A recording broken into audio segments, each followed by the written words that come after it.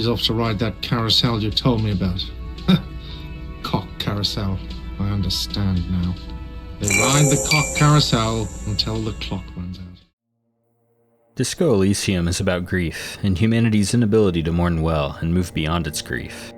The world of Elysium is anything but the shining isles of the blessed as imagined by the ancient Greeks, free from sorrow and the passage of time. On the contrary, this ghost-like world resembles our own, burdened by the weight of time and its ever-compounding tragedies. It appears from afar like the world deconstructed, shattered into isolated isolas or islands, filled with broken people, dreams, and promises. Grief is the common denominator between these worlds, that of our own and Elysium. It is the natural human condition as a reaction to the inevitability of failure and decay, and the struggle to reconcile our desires with the disappointing and disjointed reality before us. This raises the following question, which all of us as human beings are forced to answer in some way. What is the reality of the world? Is it ultimately a good world or a bad world? Do I accept it for what it is, or do I reject it and seek either to change it or flee from it? Is a life of love and joy possible? Or is it all one big cock carousel, a never-ending cycle of getting fucked? We might be given to assume that the world is quite bad. After all, Elysium seems nothing but. We find ourselves in a ruined city where poverty and crime run rampant. The memory of the revolution looms large. The hopes and dreams of communards and royalists alike dashed into rubble which nobody seems able to, or perhaps even willing to clear. The district of Martinez itself stands as a monument to the heights of human ambition as well as to the depths of human failure, just like the statue of King Philippe III at its center. The past hangs like a malaise over Martinez. It is at once a beautiful and awful thing, for all its nostalgic hopefulness and once extant possibilities, since rendered complete impossibilities by the march of time and all too human weakness. Where do we go from here? Is there anywhere to go? Or is our only hope to be found in oblivion, at the bottom of a bottle of Commodore Red, in a final reckoning, or perhaps in simply forgetting? At this point, I'd like to take a moment and explain briefly the purpose of this video. Feel free to go ahead and jump to the timestamp on the screen now, if you don't mind spoilers and just want to move on. Our goal here is simply to answer the question both veterans and interested newcomers of the game might ask. What is Disco Elysium about? Of course, any narrative is going to be about a lot of things and not just one thing. Nonetheless, it is generally true that we can identify a core theme in most narratives that serves as a helpful interpretive key by which we can better grasp its other questions and themes, and most importantly, understand the story as an intentional whole, rather than an accidental assemblage of disparate and unrelated thoughts and ideas. My claim is that the theme of grief is not only the thematic core of the narrative present throughout, but also an interpretive key which would help the player better think about the game's narrative for themselves. After all, don't take my word for it. A game, like a movie or painting or any other work of art, is meant to be experienced for oneself in order to be understood. The point then is not to exhaust Disco Elysium entirely of its meaning, nor to systematically analyze each and every moment of the game, but rather to kick off a broader conversation between the core theme of grief and anything else the player might discover in their experience of the narrative. That means you should definitely let me and everyone else know your thoughts in the comments below. I look forward to reading them. As our intention then is to be fairly minimalistic in our analysis, this video is also intended to be light on spoilers. We'll only discuss as much as is needed to be discussed here to helpfully sketch out an outline of our central theme and related questions. But if you want to make sure you don't spoil anything about the story at all, you'll probably want to skip ahead to the very end now for a more general conclusion. We find ourselves in the shoes of a sad, debauched old detective, or rather without shoes. Awaking from the binge-drinking sesh of the century, we're tasked with finding our clothes and... what was that? Oh yeah, we've forgotten everything! Yes, we have amnesia, and I know what you're thinking. However, as we begin to piece together the past and the present, we quickly find out that this is more than an overused, albeit convenient story trope. We assume our role of detective dubiously. We're not even sure we really are a cop. But instead of plunging headfirst into solving the murder case we've been ignoring for days while drinking away our sorrows and threatening to kill ourselves, well, oh yeah. By the way, we're suicidal. Very suicidal. like waving a gun around and putting it in your mouth suicidal. Not only are we a morbidly depressed alcoholic, a run-of-the-mill pastime for your classic old detective who's seen too much, we're outright hell-bent on ending ourselves, and we want everyone to know that. And if you're like me and you've also got an interest in the impending doom of the entire universe, you'll also find yourself taking up a side gig as a doomsayer, an apocalypse cop who can't help but inform the masses that their time will soon be up. Someone who sees every piece of evidence related to the case, or not, as indicative that we are in fact living in the end times. Anyways, knowing all this about ourselves is certainly cause for pity for our literal saint of a partner, Detective Kim Kitsuragi, who will be putting up with our bullshit for the next several days. And much to St. Kim's near constant chagrin, instead of working diligently to solve the lynching which occurred out back behind the public house called the Whirling Rags where we've been staying, we start asking everyone who will give us the time of day more basic questions, such as, what year is this? What year is this? Where are we? What is all this? No, we don't mean what is this case or what is this place, but rather, what kind of world are we in? What's it made out of? What situation are we in? All of us who live in this world. We learned that the world isn't a globe. It isn't even flat. No, the world, as we said earlier, is actually composed of islands of matter, interspersed throughout a great and endless ocean, not made up of water, but of misty not matter called pale. The pale which surrounds this archipelago of matter is without dimensions and without any sensory characteristics whatsoever. Its only discernible quality is its effect on those who enter its amorphous boundaries. Those who spend even a small amount of time within the pale gradually find their minds warped. Memories are lost or rewritten by the memories of others, even of those who existed in the distant past.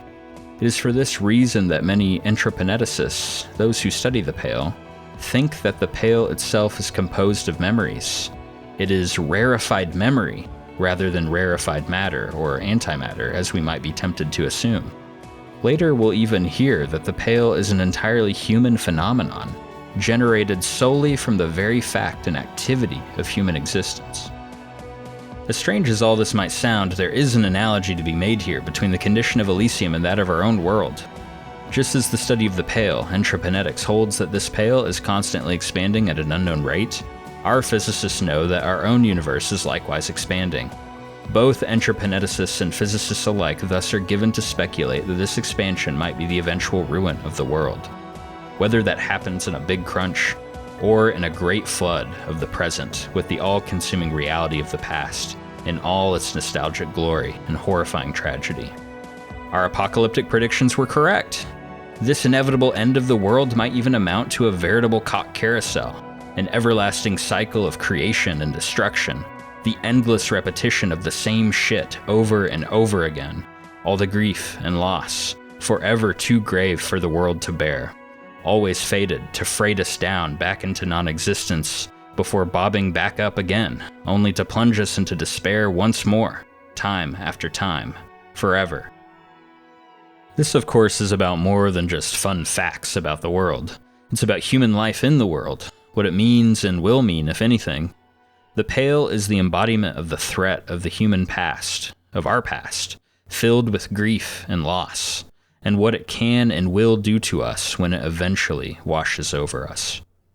It didn't give you any fun for that money. Nothing. Your hand is turning blue now. Blood drips to the ground. Officer, that's enough. Let's return to work. Ironically, this same reality which can most torture and even destroy a human being also serves as their avenue of escape. Throughout the narrative, we witness and even participate in various forms of escapism through the past. There are those who flee to the comfort of political ideology, a nostalgic hope that the world once shaped can be reshaped, a conviction about how things should have been and thus now should be. In this narrative, faith and engagement in a political project, more often than not, if it isn't just self-serving entirely, accomplishes nothing more than to soothe our consciences and assuage our fears regarding ourselves, our past, and our future. Ideology, we might say, is a reaction out of fear and anger, or a rejection of the world as it is, and we can see this in our own political reactions throughout the game. If we go full reactionary and embrace fascism, we develop an ideology centered unsurprisingly on nostalgia about Revachol's monarchist past, and most of all, on hatred of women. A hatred, no doubt born of our grief over the ex-something. If we're a liberal, we've accomplished just the opposite sort of reaction by attempting to embrace the grind. You work hard. A hopeless valorization of our own independence and workaholism that certainly contributed to bringing us down to our knees in the first place. If we go communist, we become saturated with the far-flung hope that this time will be different. Yeah, at last this time will work out really, believe me. Like the fascist, we become really nostalgic about what could have been. If we're a moralist, well, it's la responsabilité. We either refuse to reckon with reality at all and just want to maintain things as they are, or we learn to reject the alternatives as poor coping mechanisms and try to simply understand and embrace our concrete place in the world, whatever that is. It's no accident that this latter position in some form, I think, is intended to be the default or canon decision. Others seek a different kind of escape. Instead of seeking to resurrect the past through some present political project, they surrender to it completely. The village drunks, much like ourselves, wallow in the tragedy of the past while attempting to drink and drug themselves into blissful submission, perhaps even unto death. Still others, like the pail driver, or to a lesser extent the crabman, would prefer to plunge themselves into the pail itself and lose themselves completely, forever fantasizing about memories of the past, whether or not those memories are even real. Indeed, like getting drunk, part of the appeal of condemning yourself to the madness of dissolution inflicted by the pail is the very fact that your entire being, with all its memories, might be erased and replaced with a false, albeit comforting, set of memories from another time, place, and person. The two characters who perhaps best evince these two escapist tendencies, that of the ideological and the, let's call it, self-erasing tendency, are the deserter and Dolores Day, at least as she exists in the mind of the player as the ex-something. The deserter whom we meet at the end of the game somehow manages to exhibit all of the reactionary ideological tendencies we mentioned before.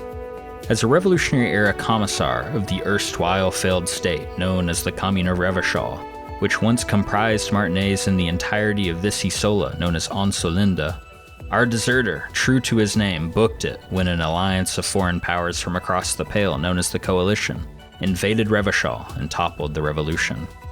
Racked with guilt over his reactionary decision to abandon his comrades and the revolution, he swore to carry on the war against the fascists and re-devoted himself to the ideals of the party, hiding away on various tiny islands throughout the Isola, including one just off the coast of Martinaise. Nearing death, we find him a proud yet broken old man, harboring a lifetime of regrets and grudges which he is more than happy to freely divulge. It becomes apparent that the war he continues to wage is not just against the new Revachol, nor the Coalition, nor against the fascists or even the old royalists, but also against women, against intimacy and communion with others. He is more than a simple old communard. Rather, he exhibits the tendencies of both fascistic misogyny and liberal individualism and self-isolation, his embittered nostalgia for the past having coalesced into an unbridled rage against any alternative possibility for liberation or redemption. It is for this reason that the deserter can't ever bring himself to actually kill a fellow old soldier with whom he has a long-standing grudge, René, a retired royalist of the pre-revolutionary suzerainty of Revachol, who still parades about in his dilapidated old uniform each day, no less a disappointed old man himself, tormented by regret, nostalgia, and lost love. To the deserter, René represents a reason to go on living, as a relic of the past like himself, as a symbol of all that fuels his life-sustaining hatred, and as a reflection of himself, whom he ultimately detests most of all. On the other end of the escapist spectrum, we find Dolores Day, or rather the ex-something thus personified. Eating away at our mind from the start of the game is the vague awareness of an unimaginable loss, a loss so profound that our own nervous system refuses to allow us to recall it. When we insist on recalling it, we conk out.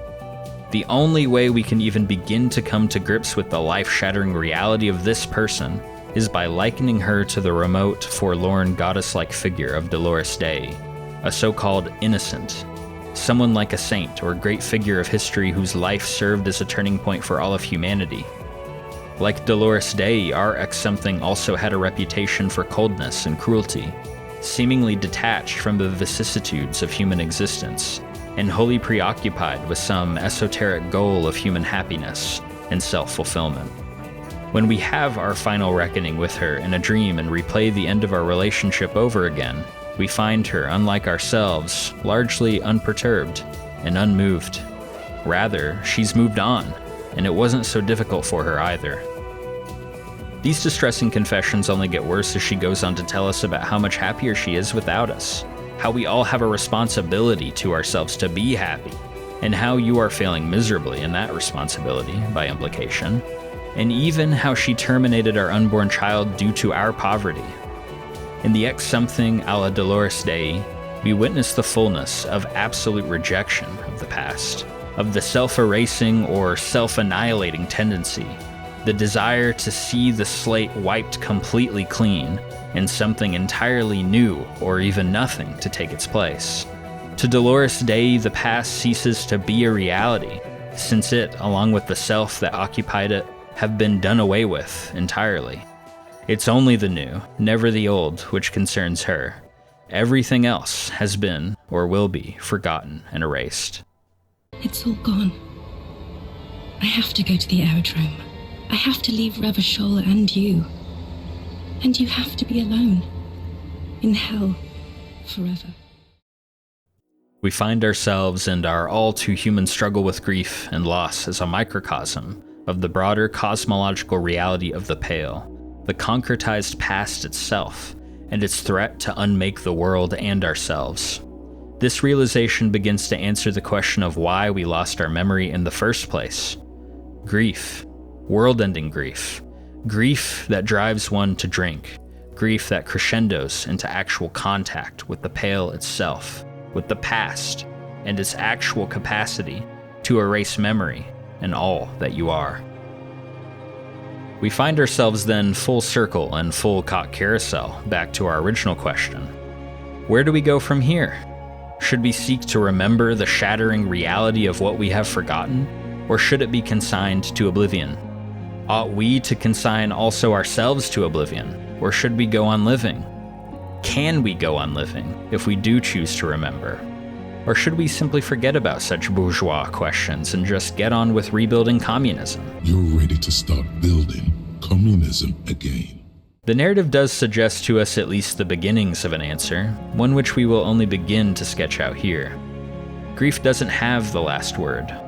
When we help a group of kids set up an anodic dance club in the old Church of Humanity dedicated to Dolores Dei and declare no truce with the Furies as its name, it is suggested that this act of rebellion might actually serve to at least slow the internal spread of the Pale throughout the Onsulinde. For at the top of this crumbling church lies a 2-millimeter hole in the world, an ever-expanding opening into the Pale, which the church was built to contain hundreds of years ago by the Isola's first settlers. Nonetheless, an ultimate end of all things might still seem inevitable, the fateful triumph of despair and decay over the rhythmic hopefulness of flailing our limbs as if our lives depended on it, and it just might. Nonetheless, apocalypse and death somehow cease to be fearful in the light of the unpretentious joy and communion of such company. In a similarly cathartic act, we are compelled to sing karaoke at the Whirling in Rags to bare our vast soul before others in order to make our grief known.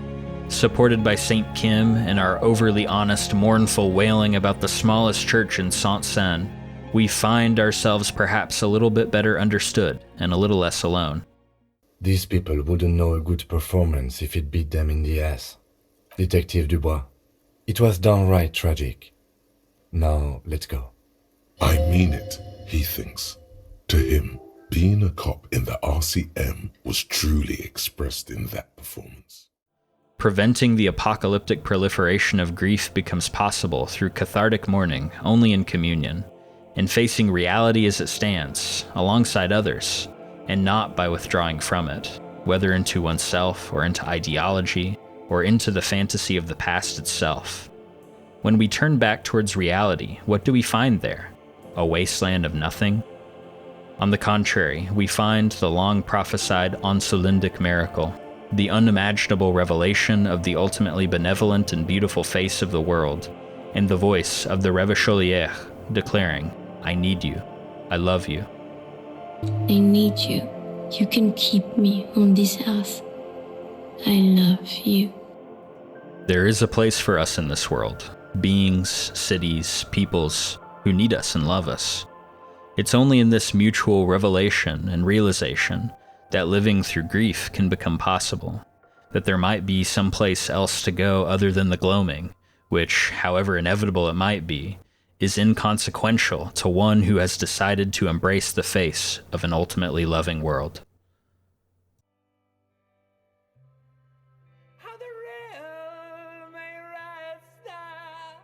Thanks for watching.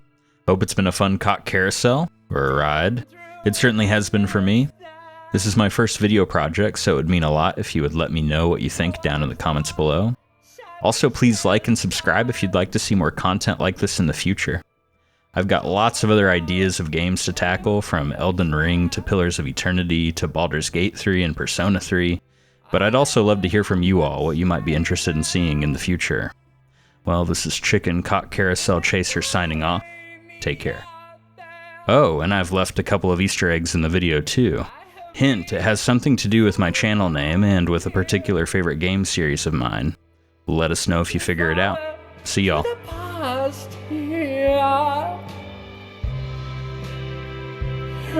But now you're all alone. None of this matters.